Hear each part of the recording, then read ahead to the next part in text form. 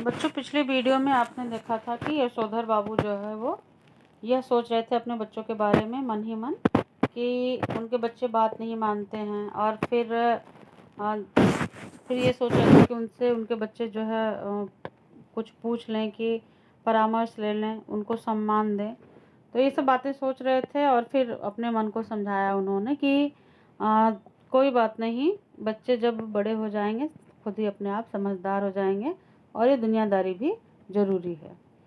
आगे जो है फिर वो ये सोचने लगे कि जो है मैं ये क्या सोचने लगा अपने परिवार के बारे में। इतने में ही जब वो गीता का प्रवचन वहाँ पर सुन रहे थे, तो उसमें एक शब्द आया, जनार्दन।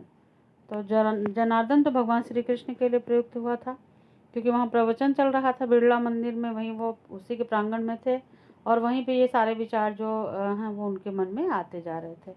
जैसे ही जनार्दन शब्द सुनाई दिया, इस पहले पैराग्राफ में देखिए पृष्ठ संख्या 10 पर, तो जैसे जनार्दन शब्द उनको सुनाई दिया, उनको अपने जीजा जनार्दन जोशी की याद हो आई।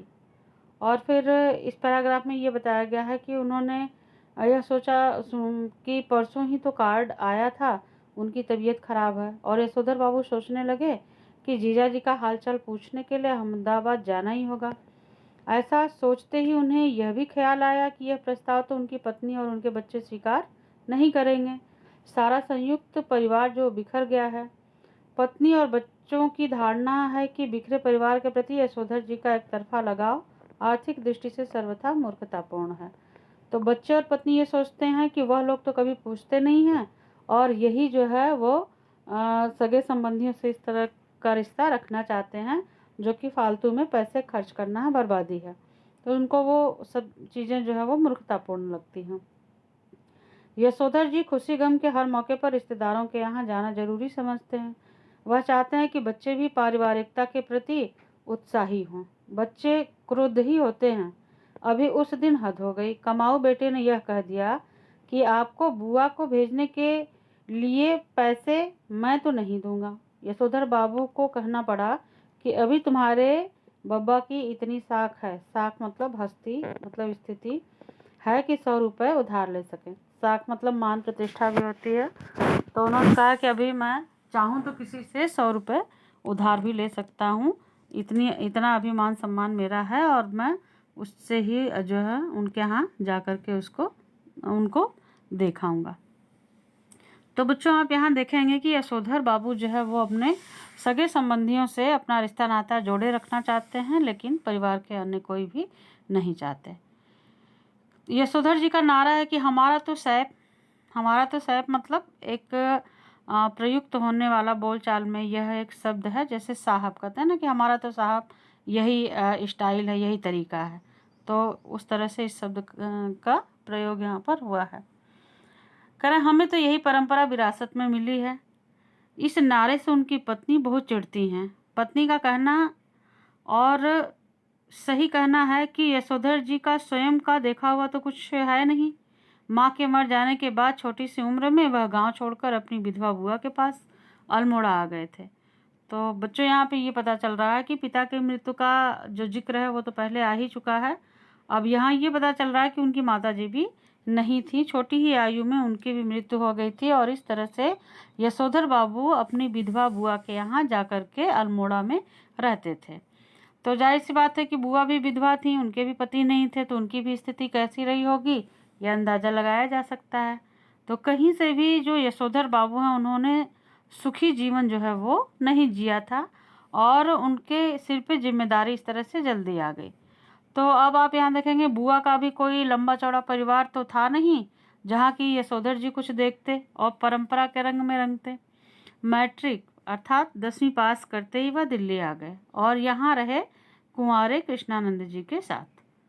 कुंवारे की गृहस्थी में देखने को, गृहस्थी मतलब घर गृहस्थी में देखने को होता क्या है, तो यहाँ ये बताया जा रहा है कि चूँकि जो किशनदा थे वह भी कुंवारे थे, वह भी, उनका भी विवाह नहीं हुआ था, शादी विवाह नहीं हुआ था, जो बाकी दुनियादारी वहाँ पे सीखते और समझते। तो पत्नी उनकी बार बार यही कहती हैं कि आपने देखा ही क्या है, आपने अपनी आँखों से क्या देख करके सीखा है, जो किशनदा ने आपको दिखाया वही बातें आप जो है वो मानते हैं। तो इस तरह से वह उनकी कुछ बातों से वो चिढ़ जाती हैं। तो इसमें अब आगे जो है वो ये कर रही हैं। तो अब जब दिल्ली आ गए थे वह, तो आने के बाद जो है कृष्णानंद जी के साथ में ही रहे, और पत्नी आग्रह पूर्वक कहती है कि कुछ नहीं, तुम अपने उन किशन दा के मुंह से सुनी सुनाई बातों को अपनी आंखों देखी यादें बना डालते हो। किशन दा को जो भी मालूम था वह उनका पुराने गंवई लोगों से सीखा हुआ ठहरा। दिल्ली आकर उन्होंने घर परिवार तो बसाया नहीं जो जान पाते कि कौन से रीति रिवाज निभ सकते हैं और कौन से नहीं। पत्नी का कहना है कि किशन दा तो थे ही जन्म से बूढ़े। तो एक तरह से इसमें आप देखेंगे इस पैराग्राफ में उनकी पत्नी उनको ये समझा रही हैं, जब भी वो किशन दा का नाम लेते हैं, जैसा परिवार में होता है कि किसी को आप अपना रोल मॉडल मान लें और परिवार के अन्य सदस्य उनको पसंद न करते हों, तो इस तरह की जो है स्थिति उत्पन्न हो जाती है। तो यहाँ पर उनकी पत्नी और यशोधर बाबू के बीच में वार्तालाप चलता है। यशोधर बाबू की पत्नी किशन दा के पूरे ख्यालों से सहमत नहीं है, जबकि यशोधर बाबू के व्यक्तित्व पर किशन दा का पूर्णतः प्रभाव है। कहते हैं कि तुम तो ठहरे ही बूढ़े, तुम्हें क्या सुर लगा जो उनका बुढ़ापा खुद ओढ़ने लगे हो।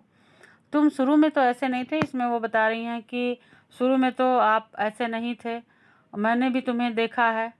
हफ्ते में 2-2 सिनेमा देखते थे, गज़ल गाते थे, गजला गजल हुई और सहगल के गाने। तो यहाँ पे बता रहे हैं कि ऐसा नहीं है, तुम भी पहले जो है वो खुश मिजाजी थे और फिल्में देखते थे, गज़ल गाते थे, गाने गाते थे। ये इस तरह की स्थिति तुम्हारी क्यों हो गई, इसलिए उस तरह के उनके जो व्यक्तित्व में परिवर्तन आया था यशोधर बाबू के, उससे वह चिढ़ने लगी थी। यशोधर बाबू स्वीकार करते हैं कि उनमें कुछ परिवर्तन तो हुआ है, लेकिन वह समझते हैं कि उम्र के साथ साथ बुजुर्गियत अर्थात बुढ़ापा आना ठीक ही है। अक्सर देखते हैं ना, व्यक्ति की आयु बढ़ती है तो फिर उसमें एक धीरता, गंभीरता और कुछ अपनी परंपराएं जो हैं वो एकदम से दृढ़ हो जाती हैं कि नहीं ऐसा ही ठीक है, यही ठीक है और बाकी जो हो रहा है वो गलत है। तो कई बार ऐसी स्थिति जो है परिवार में कलह भी उत्पन्न करती है।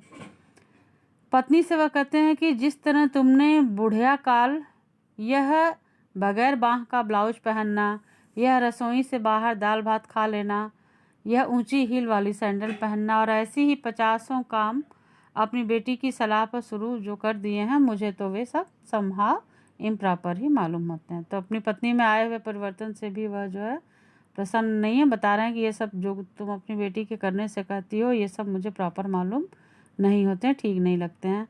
फिर कहते हैं एनीवे मैं तुम्हें ऐसा करने से रोक नहीं रहा, देयरफॉर तुम लोगों को भी मेरे जीने के ढंग पर कोई एतराज़ नहीं होना चाहिए। कह रहे हैं कि भाई तुम लोग अपने मन से जी रहे हो तो मैं भी जैसे अपना जीवन जी रहा हूँ, तुम लोगों को भी कोई एतराज़ नहीं होना चाहिए।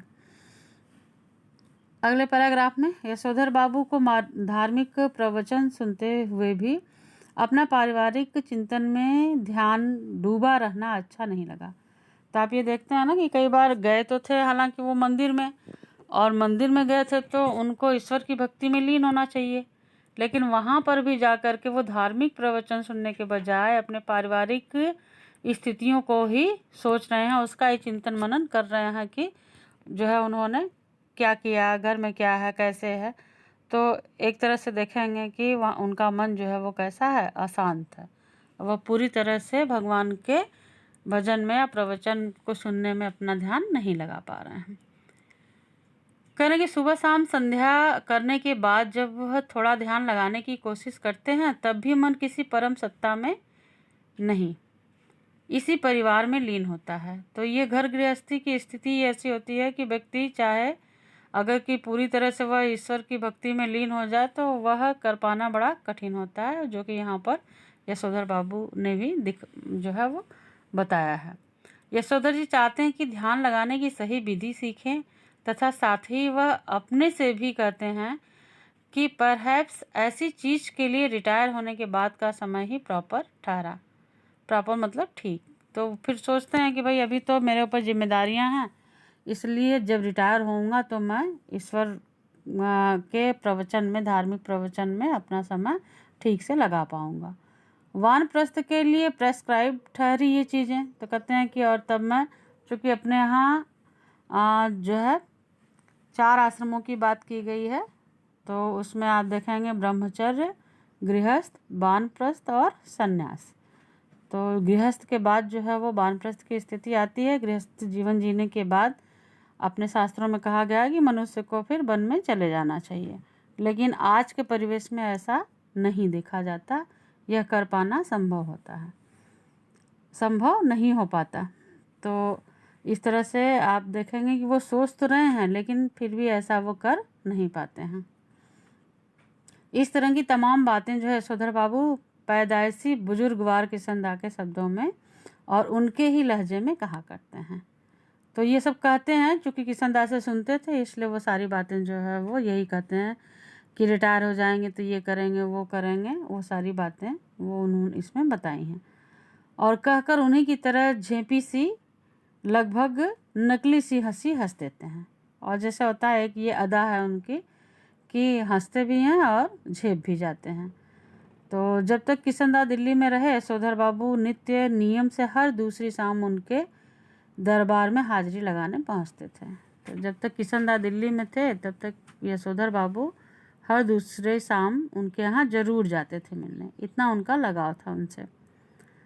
लास्ट पैराग्राफ में इसमें स्वयं किशनदा हर सुबह शहर से लौटते हुए इस मानस पुत्र के क्वार्टर में झांकना और हेल्दी वेल्दी एंड वाइज बन रहा है न भाव, भाव माने बच्चा।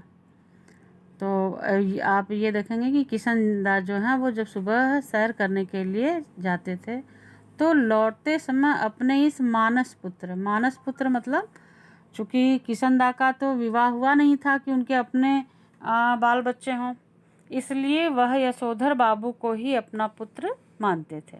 मानस पुत्र मतलब मन से उनको पुत्र ही मानते थे, जैसे नारद जी को ब्रह्मा का मानस पुत्र कहा जाता है। तो यहाँ पर जो है वो किशनदा जो है वो यशोधर बाबू को अपना मानस पुत्र मानते थे। और जब सुबह सैर करके लौटते हुए जाते थे तो उनके घर में झांकते हुए देखते हुए जाते थे और पूछते थे कि सब कुछ हेल्दी वेल्दी है ना। जब यशोधर बाबू दिल्ली आए थे तब उनकी सुबह थोड़ी देर से उठने की आदत थी। किशनदा ने उन्हें रोज़ सुबह झकझोर कर उठाना और साथ सैर में ले जाना शुरू किया। यह मंत्र दिया कि early to bed early to rise makes a man healthy and wise, यानी कि सुबह जो है वो जल्दी उठो और स्वस्थ जीवन जियो, रात को जल्दी सो और सुबह जल्दी उठो और अपना स्वस्थ जीवन जियो। तो ये एक तरह से उनका सिद्धांत था। यशोधर बाबू भी इसको ही फॉलो करते थे। उनको भी ये अच्छा लगता था और उन्हें यह भी अच्छा लगता था कि उन्हें कोई भाऊ कहता है। भाऊ मतलब बच्चा।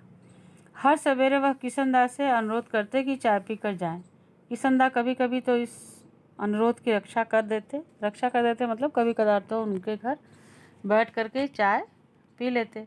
यशोधर बाबू ने किशनदा को घर और दफ्तर में विभिन्न रूपों में देखा है, लेकिन किशनदा की जो छवि, अब यहाँ पे आप देखिए कि जो यशोधर बाबू के मन में जो किशनदा की छाप है, अमिट छाप, उसका रेखा चित्र कैसा है, तो वो यहाँ इसी पैराग्राफ में है। किशनदा की जो तस्वीर यशोधर बाबू के मन में छपी हुई है, अमिट छाप है, वो इस प्रकार है। किशनदा जब सुबह की सैर को निकलते हैं तो किशनदा की ही तरह कुर्ते पजामे के ऊपर ऊनी गाउन पहने, सिर पर गोल विलायती टोपी और पाँव में देसी खड़ाऊँ धारण किए हुए और हाथ में कुत्तों को भगाने के लिए एक छड़ी लिए हुए है। इसी तरह की पोशाक बच्चों किशनदा धारण करते थे। वही छाप पूरी तरह से यशोधर बाबू में भी है। यशोधर बाबू भी जब प्रातः सैर को निकलते हैं तो उनकी भी वेशभूषा बिल्कुल इसी तरह की होती है। जब तक किशनदा दिल्ली में रहे तब तक यशोधर बाबू ने उनके पट्ट शिष्य मतलब उनके प्रिय शिष्य और उत्साही कार्यकर्ता की भूमिका पूरी निष्ठा से निभाई। यानी कि हर एक बात जो है वो किशनदा को बताते थे, हर एक बात में उनका परामर्श लेते थे और उनके कहे अनुसार ही वह चलते थे। किशनदा के चले जाने के बाद यशोधर बाबू ने ही उनकी कई परंपराओं को जीवित रखने की कोशिश की और इस कोशिश में पत्नी और बच्चों को नाराज़ भी किया। चूँकि पत्नी और बच्चों को वो बातें नहीं अच्छी लगती थी जो यशोधर बाबू करते थे, लेकिन फिर भी किशन दा की इतनी अमीर छाप थी कि जो किशन दा अपने यहाँ करते थे अपने समय में, वह यशोधर बाबू भी करते थे। जैसे घर में होली गंवाना, जनेऊ पुन्नियों के दिन सब कुमाऊनियों को जनेऊ बदलने के लिए अपने घर पर आमंत्रित करना। जनेऊ पुन्नियों बच्चों, ये बहुत ही महत्वपूर्ण प्रश्न है, आता है पेपर में बोर्ड तक कि जनेऊ पुन्नियों से क्या तात्पर्य है। तो आपको बता दें, जनेऊ मतलब जनेऊ, पुन्नियों मतलब पूर्णिमा। यह जो है वो कुमाऊनियों में एक त्यौहार है और पूर्णिमा के दिन जो है वहाँ पर हर कुमाऊनी जो है वो अपने जनेऊ को बदल करके नया जनेऊ धारण करता है। तो ये एक तरह का उत्सव त्यौहार है उनके यहाँ जो मनाया जाता है। तो उसके लिए वो क्या करते हैं, उसके लिए भी लोगों को अपने घर पर आमंत्रित करते थे। रामलीला की तालीम के लिए, रामलीला की शिक्षा के लिए जब रामलीला की तैयारी होती थी तो उसके लिए जो है अपना क्वार्टर का एक कमरा दे देते थे। तो ऐसे ही यशोधर बाबू भी ये सारी चीज़ें करते थे, जहाँ हालांकि उनके घर के लोगों को यह सारे काम पसंद नहीं आते थे, लेकिन वह सारा ये काम करते थे। उनकी पत्नी और बच्चों को इन आयोजनों पर होने वाला खर्च और इन आयोजनों में होने वाला शोर दोनों ही सख्त नापसंद थे। बदतर यही कि इन आयोजनों के लिए समाज में भी कोई खास उत्साह रह नहीं गया है। तो स्थिति आप देखेंगे कि आज जो है वो इस तरह की चीज़ों में लोग कम रुचि लेते हैं समाज में। उनको लगता है कुछ लोगों को कि यह फिजूल खर्ची है और यह टाइम बर्बाद करने की चीज़ है, लेकिन ऐसा नहीं है। जो अपने पारंपरिक रीति रिवाज त्यौहार हैं उनको अगर उसी ढंग से मनाया जाए तो वो बहुत अच्छा लगता है। यशोधर जी चाहते हैं कि उन्हें समाज का सम्मानित बुजुर्ग माना जाए, लेकिन जब समाज ही ना हो तो यह पद उन्हें क्यों कर मिले। तो समाज में लोग अब उस मानसिकता के रहे नहीं हैं। यशोधर जी कहते हैं कि बच्चे मेरा आदर करें और उसी तरह हर बात में मुझसे सलाह लें। तो बच्चों, ये हर एक अभिभावक की दिली इच्छा होती है कि उनके बच्चे कम से कम अपने माता पिता से सलाह ले लिया करें, उनसे परामर्श कर लिया करें। इतने में ही वह संतुष्ट हो जाते हैं और उनको वह सम्मान मिल जाता है जो उन्हें चाहिए होता है, जबकि आज की जनरेशन में ऐसा नहीं है। यशोधर बाबू डेमोक्रेट बाबू हैं और हरगिज यह दुराग्रह नहीं करना चाहते कि बच्चे उनके कहे को पत्थर की लकीर समझें। ऐसा भी नहीं है कि वो ये चाहते हैं यशोधर बाबू कि जो उन्होंने कह दिया वही सही है, लेकिन फिर भी वह यह चाहते हैं कि उनके बच्चे कम से कम उनसे सलाह ले सकें, लें, परामर्श लें। लेकिन यह भी क्या हुआ कि पूछा न तछा। तो वही है कि उनके बच्चे जो है वो यही है कि उनसे बातचीत नहीं करते, परामर्श नहीं लेते, अपने मन से ही सारा काम करते हैं जो उन्हें अच्छा नहीं लगता। और वो कहते हैं कि जिसके मन में जैसा आया वैसा किया। फिर वो बच्चों के लिए एक सीख देते हैं, सभी के लिए, आज के युवाओं के लिए भी और अपने बच्चों के लिए। कहते हैं कि ग्रांटेड तुम्हारी नॉलेज ज़्यादा होगी, मतलब गारंटी के साथ निश्चित ही तुम्हारी जो नॉलेज है, तुम्हारा ज्ञान है, ज़्यादा होगा, लेकिन एक्सपीरियंस का कोई सब्स्टिट्यूट ठहरा नहीं बेटा। तो कहते हैं कि एक्सपीरियंस अर्थात अनुभव का कोई भी सब्स्टिट्यूट मतलब विकल्प नहीं ठहरा। और जाहिर सी बात है, ये आप सभी जानते हैं कि किसी भी कार्य को जो है करके जो अनुभव प्राप्त होता है वह एक अलग ही होता है, उसका कोई दूसरा विकल्प नहीं होता। तो ठीक है, ज्ञान कम हो सकता है, लेकिन अनुभव में बड़े बुजुर्ग जो है कभी भी पीछे नहीं होते। तो यही वो चाहते हैं कि बड़े होने के नाते उनके बच्चे उनसे पूछें, परामर्श लें। कहें कि मानो न मानो, झूठे मुंह से ही सही, एक बार पूछ तो लिया करो। तो ये बच्चों आपके लिए भी है और अन्य सभी बच्चों के लिए है कि कम से कम माने या ना माने, लेकिन अगर एक बार वह अपने माता पिता से उस विषय पर परामर्श ले लेते हैं, उनसे बातचीत कर लेते हैं, तो निश्चित मान लीजिए कि आपके अभिभावक, आपके माता पिता जो हैं वो अत्यंत प्रसन्न हो जाते हैं।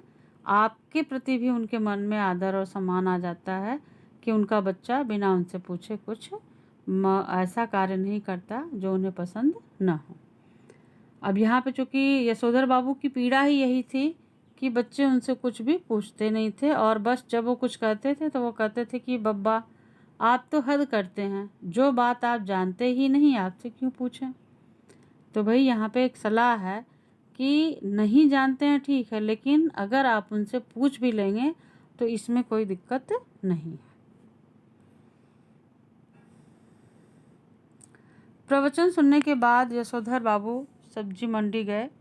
यशोधर बाबू को अच्छा लगता अगर उनके बेटे बड़े होने पर उनकी तरफ से यह प्रस्ताव करते कि जैसे आप देखिए इस पैराग्राफ में बच्चों ये बताया गया है कि जब बच्चे बड़े हो जाते हैं तो माता पिता अपने बच्चों से भी उम्मीद करते हैं कि जो कार्य वह कर रहे थे, जैसे दूध लाना, राशन लाना, CGHS डिस्पेंसरी से दवा लाना, सदर बाज़ार जा कर के दालें लाना, पहाड़गंज से, चूँकि ये दिल्ली के सारे इलाके हैं तो वहाँ का उल्लेख है, पहाड़गंज से सब्जी लाना, डिपो से कोयला लाना, ये सब काम आप छोड़ दें, अब हम कर दिया करेंगे। लेकिन बच्चे जो है ऐसा नहीं करते हैं, तो उनको इस बात की भी जो है वो तकलीफ़ होती है कि बच्चों को यह कहना चाहिए।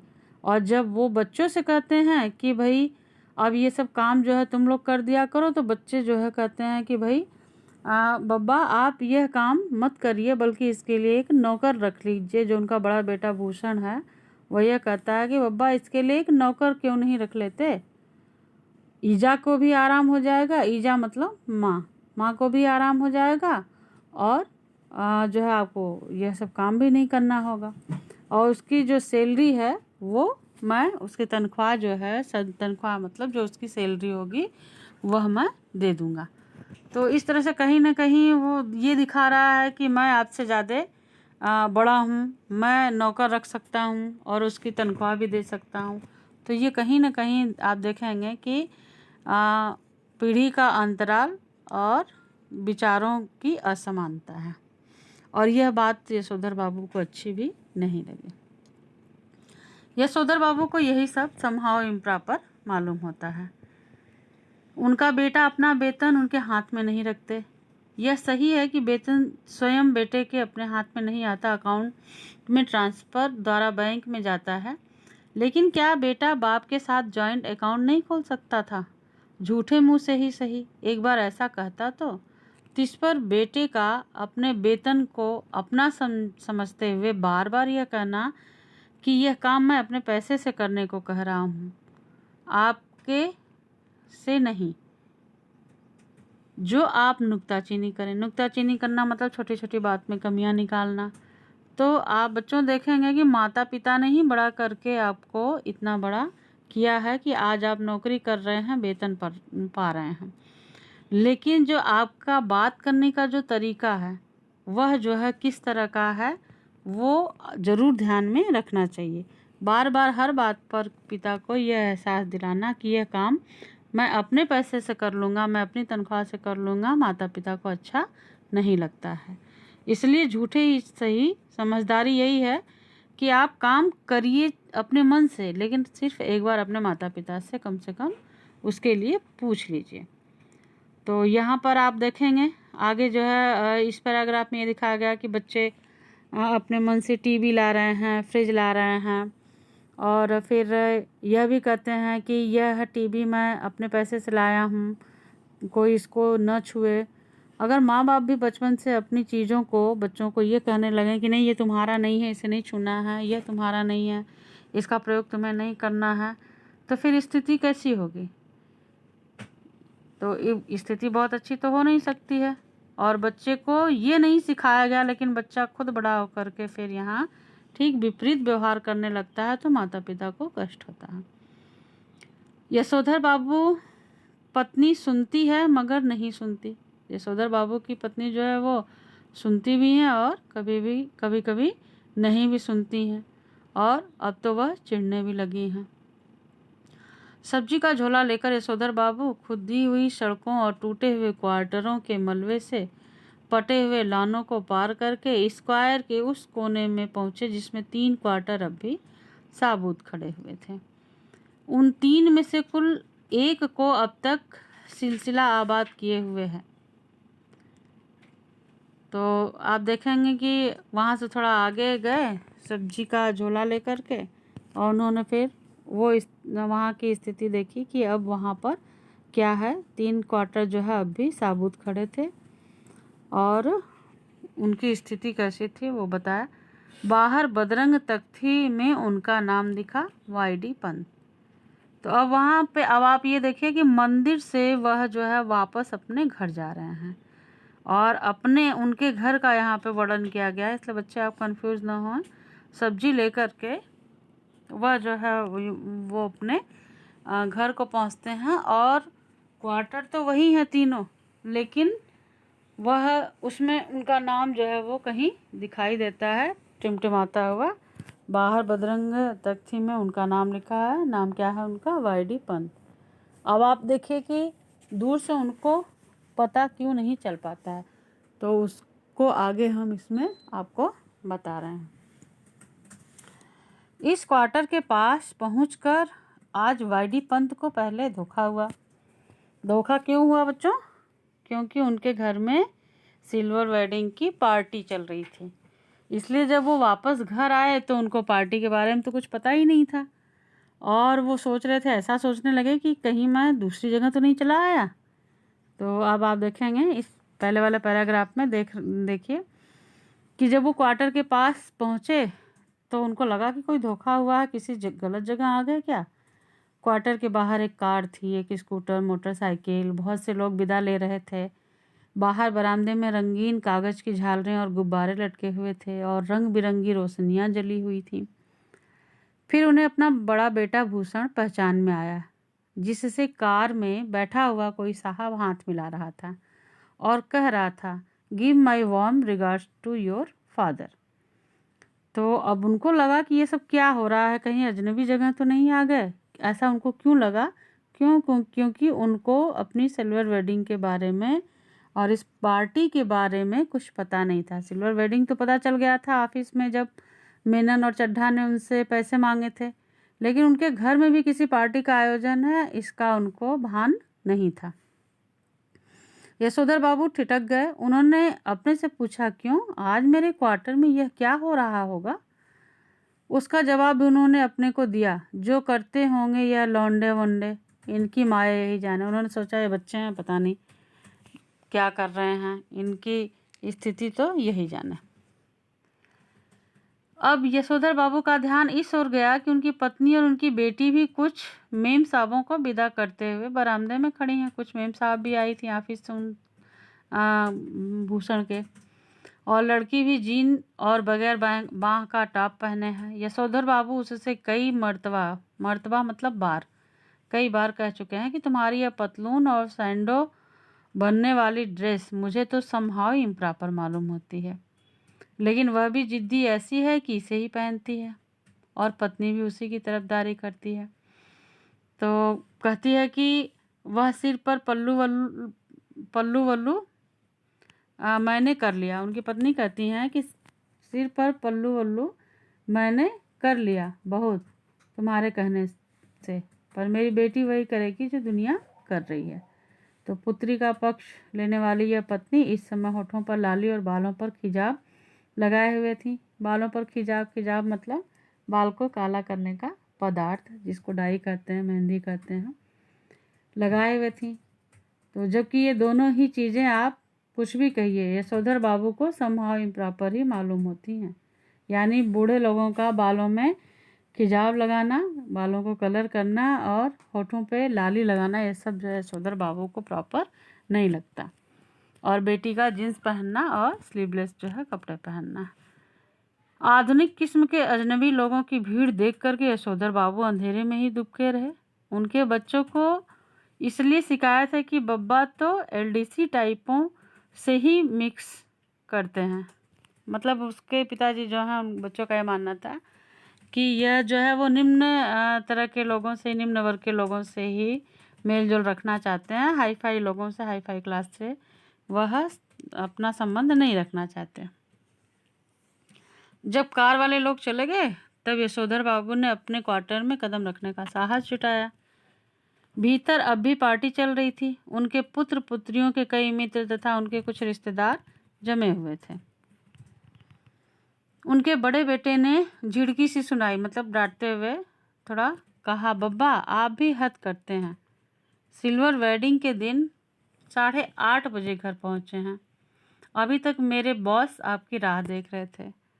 तो भाई अब उनको तो पता था नहीं कि घर पे इस तरह की पार्टी रखी हुई है, क्योंकि पहले पैराग्राफ शुरू में ही हमने बता दिया था कि घर पे वैचारिक मतभेद होने से वह ऑफिस से तो 5-5:30 बजे छूट जाते हैं, लेकिन घर पे 8 बजे पहुंचते हैं। तो वही स्थिति जो है रोज़ की रहती है। उन्हें क्या पता कि आज कुछ स्पेशल घर पे है, इसलिए वो अपने उसी टाइम से पहुंचते हैं। बच्चे कहते हैं कि 8:30 बजे आप पहुंच रहे हैं और मेरे बॉस आपकी राह देख रहे थे। अब भाई यशोधर बाबू को क्या पता था कि बॉस उनके आए हुए हैं या इस तरह की पार्टी हो रही है। तो हम लोगों के यहाँ, अब यशोधर बाबू ने कहा कि हम लोगों के यहाँ सिल्वर वेडिंग कब से होने लगी है। यशोधर बाबू ने शर्मीली हंसी हंस दी। जब से तुम्हारा बेटा 1,500 माहवार कमाने लगा तब से। यह टिप्पणी चंद्रदत्त तिवारी की, जो इसी साल SAS पास हुआ है और दूर के रिश्ते से यशोधर बाबू का भांजा लगता है। तो आप देखेंगे कि जैसे होता है ना कि बच्चा जब कमाने लगता है तो लोग कहते हैं अरे ये सब कब मनाने लगे, हम कहाँ ऐसा करते हैं। तो लोग फिर यही कहते हैं कि भाई अब आपका बेटा आपकी बेटी इतना कमाने लगे हैं, तब से तो सिल्वर वेडिंग आपके यहाँ यह मनाई जाने लगी, यानी कोई भी उत्सव मनाया जा सकता है, क्योंकि पैसे की कमी आपके घर में अब नहीं है। तो ये एक तरह से समाज में जैसा देखा जाता है वैसा वर्णन यहाँ भी है। यशोधर बाबू को अपने बेटों से तमाम तरह की शिकायतें हैं, लेकिन कुल मिलाकर उन्हें यह अच्छा लगता है कि लोग बाग उन्हें ईर्ष्या का पात्र समझते हैं। देखिए, यह मानव का स्वभाव है कि वह हमेशा शीर्ष पर बने रहना चाहता है। वह चाहता है कि समाज में उसकी मान प्रतिष्ठा बनी रहे। भले ही उन्हें भूषण का गैर सरकारी नौकरी करना समझ में ना आता हो, तथापि वह यह बखूबी समझते हैं कि इससे समाज में उनकी इज्जत बढ़ती है। बच्चों, इस पे आधारित कुछ प्रश्न हैं, कुछ कठिन शब्द हैं, वो मैंने इसमें लिख दिए हैं, आप अपनी कॉपी में लिख लीजिएगा। यशोधर बाबू अपने गांव के पुश्तैनी मकान में क्यों नहीं जाना चाहते? असीक का फूल से क्या तात्पर्य है? वाडी पंत को जीजा की याद क्यों आई? उनका नाम क्या था? यशोधर जी का नारा क्या था? उसका अर्थ लिखें। किशन दा की जो छवि यशोधर बाबू के मन में है उसका रेखा चित्र प्रस्तुत करें। मैंने पैराग्राफ में बता दिया था कि वही कुर्ता पजामा पहनना, बिलायती टोपी और ऊपर से गाउन डालना। जन्ने पुन्नू क्या है? जन्ने पुन्नू एक तरह का त्यौहार है जिस दिन कुमाऊनी लोग जो है अपना जनेऊ बदलते हैं। और नीचे ये लिख दिया है मैंने कठिन शब्दार्थ। तो इतना क्वेश्चन आप कर लेंगे, पाठ को अच्छी तरह से पढ़ लेंगे। शेष पाठ अगले वीडियो में। धन्यवाद।